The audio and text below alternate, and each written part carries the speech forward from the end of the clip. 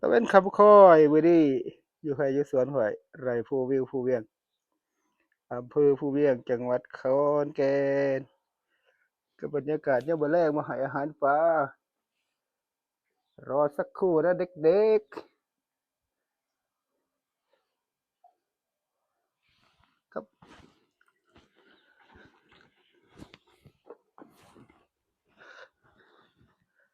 มากินลากินตึ้งอาหารเสริมคือรำอ่อนปลาผิวน้ำบ้ามาโอ้เศร้า